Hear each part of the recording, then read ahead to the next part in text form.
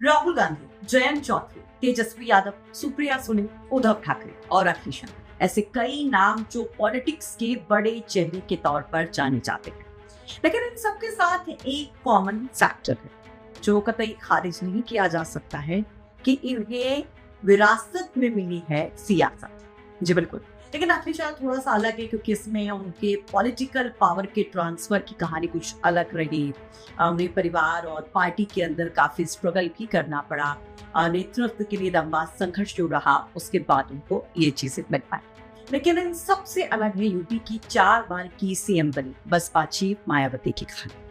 मायावती के जीवन और राजनीति में उनके पिता का रिश्ता एक सीधी राजनीतिक विरासत जैसा नहीं था, बल्कि एक सामान्य मध्यम वर्गीय परिवार से निकलकर एक बड़े आंदोलन के नेता बनने की कहानी के तौर पर ज्यादा समझा जा सकता है। तो आज फादर्स डे पर हम बात करेंगे मायावती के पिता और उनके एक फैसले की, जिसके बाद एकदम बदल गई मायावती की जिंदगी और वो बन गई देश के सबसे बड़े सूबे की सीएम।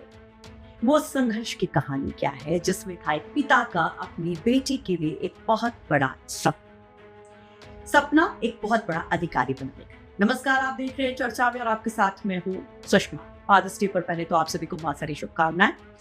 आज जब मायावती की कहानी बता रहे हैं तो सबसे पहले उनके जन्म की बात करते हैं। उनका जन्म 15 जनवरी 1956 को दिल्ली में हुआ था। उनके पिता का नाम था प्रभुदयाल। वो एक सरकारी कर्मचारी थे। वो अपने परिवार के साथ दिल्ली के रकाबगंज इलाके में रहा करते थे।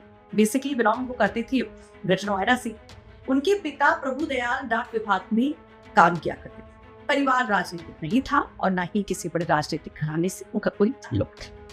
और यही वजह है कि मायावती की शुरुआती पहचान किसी राजनीतिक बेटी के तौर पर नहीं थी, बल्कि एक सीधी सादी पढ़ाई करने वाली सामान्य परिवार की लड़की की तरह। उनके पिता की भूमिका उनकी जिंदगी में अगर आप देखें तो एक पारंपरिक राजनीतिक पिता जैसी नहीं, बल्कि अनुशासित, पढ़ाई पर जोर देने वाले साधारण से आत्मा की थी, जो हम सबके साथ होती है। बताया जाता है कि प्रभुदयाल अपने बच्चों की पढ़ाई को लेकर काफी ज्यादा संजीदा थे। वो चाहते थे कि बच्चे अच्छे से पढ़ें, नाम रोशन करें।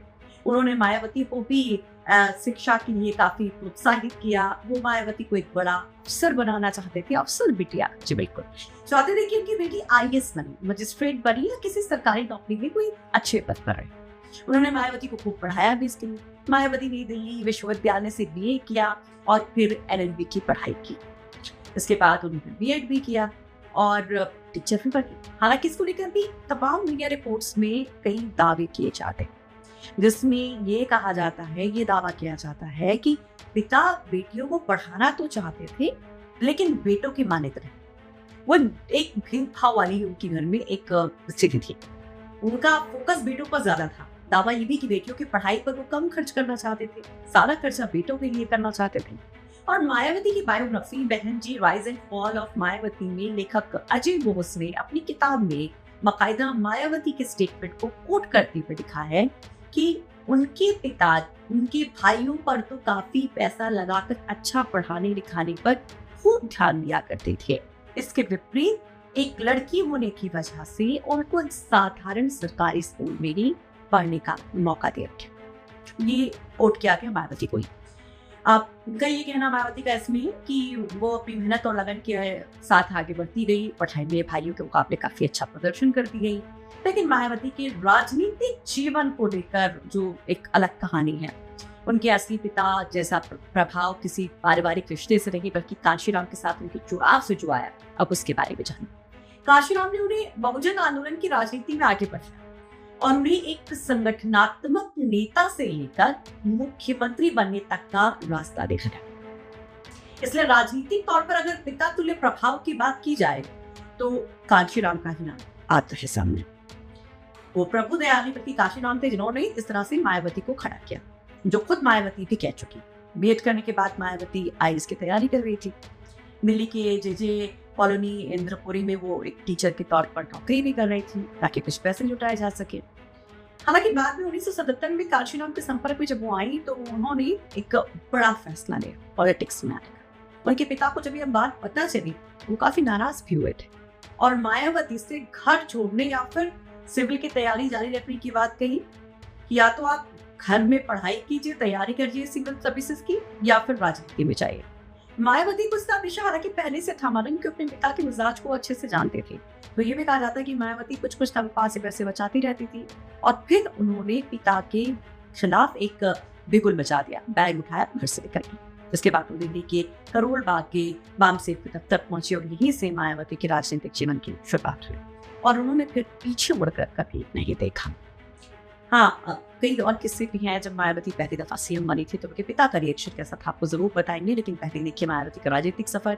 1980 के दशक में वो पॉलिटिक्स में एंट्री करती हैं, वो जन समाज पार्टी से जुड़ती हैं। शुरुआती दिनों में उन्होंने संगठन में काम किया और फिर धीरे धीरे पार्टी के भीतर अपनी जगह बनाते चले गए। उनके पिता उस समय एक सामान्य सरकारी कर्मचारी ही थे और उनका राजनीति से कोई संबंध नहीं था, लेकिन मायावती आगे बढ़ती थी। जब पहली दफा सीएम बनी तो कहा जाता है कि उनके पिता लखनऊ गए थे अपनी बेटी से मिलने के लिए और कहा कि बादलपुर उनका गाँव है जो जहाँ से सीधे बिलोंग करते हैं कि वहाँ पर कुछ विकास का काम किया जाए। तो ये जो हमने बुक बताई थी उसी बुक के हवाले से कहा गया कि वो तंज कसती अपने पिता पर, कहती है आपको बेटों से प्रेम में बेटे अपने काम कराएंगे, इस तरह की बातें भी आती है। लेकिन जब 2020 में मायावती ने अपने पिता को खोया तो उनकी वो रोने वाली तस्वीर के लोगों के दिल को छू गई और लोगों ने कहा कि पिता तो पिता ही होता है। पिता ने पाला बढ़ाया, इस तरह से मजबूत बनाया कि मायावती ने अपने फैसले खुद लेना सीखा। तो आज फादर्स डे पर मायावती और उनके पिता की कहानी थी। इस पर आप क्या कहेंगे? कमेंट बॉक्स में राइट जरूर।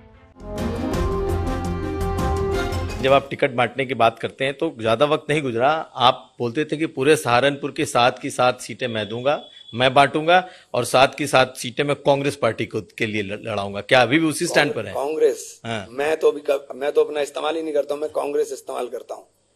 कांग्रेस जो कांग्रेस की वो होगा, ये कांग्रेस का मजबूत जिला है और सब कांग्रेस की सीट यहां लड़ेंगी। 2017 में 5 नहीं लड़े थे क्या हम? 2017 में तो अखिलेश जी मुख्यमंत्री थे, तब भी तो मैं 5 ही लिए थे, तब तो मैं एमपी भी नहीं था। तो इसमें आश्चर्यचकित करने वाली तो कोई ऐसी बात नहीं है जो मैंने बोल दी है। इसमें कोई आश्चर्यचकित करने वाली बात नहीं है। अखिलेश जी मुख्यमंत्री थे, मैं कुछ भी नहीं था। 5 लिए थे हमने, 5 लड़े थे, तो अब के लड़ दूंगा तो कौन सी बड़ी बात होगी? अब 5 लड़ेंगे या 7 लड़ेंगे? नहीं, 5 ही लड़ेंगे। 5 ही बोला था मैंने, 5 ही लड़ेंगे, लड़ेंगे इंशाल्लाह। मतलब सहारनपुर की 5 सीटें कांग्रेस पार्टी ही लड़ेगी। हाँ, तो क्यों पहले भी लड़े थे भाई। 2017 में जब थे तब भी लड़े थे, अब भी लड़ लेंगे, उसमें कोई आश्चर्यचकित करने वाली बात थोड़ी है। तो आशु मलिक को इस बार आप जिताने की कोशिश करेंगे? किसको? आशु मलिक को। देखिए, मेरा से आशु मलिक, आप पता नहीं आशु मलिक को क्यों मेरे साथ जोड़ते हैं। कोई मेरा वहां मेरा कैंडिडेट है, 47,000 वोट से जीता हूं मैं वहां से, और इनकी मुखालफत के बाद जीता हूं, कोई इनकी माफकत के बाद नहीं जीता हूं। मैंने कहा मैं मुनाफिक नहीं हूं, अगर मैं मुखालफत करूंगा तो ओपन करूंगा, ओपन कह रहा हूं कि नहीं लड़ाऊंगा, मेरा कैंडिडेट लड़ेगा। मैं कोई ऐसा नहीं हूं कि आप मेरे साथ रहेंगे और मेरी पीछे से काटेंगे, नहीं। इमरान मसूद है मेरा नाम, मैं किसी की मुखालफत पीछे नहीं करता हूं। मुझे जो करना है फ्रंट पे करूंगा, पीछे कुछ भी नहीं करूंगा। तो इस बार आप क्या करेंगे? मेरा कैंडिडेट लड़ेंगे, 5 लड़ेंगे ना, कहता हूं मैंने, 5 लड़ेंगे मेरे, और कोई आश्चर्यचकित करने वाली बात नहीं। पिछली बार भी लड़े थे 2017 में भी, अब के भी लड़ेंगे, इसमें कोई ऐसा वो नहीं है।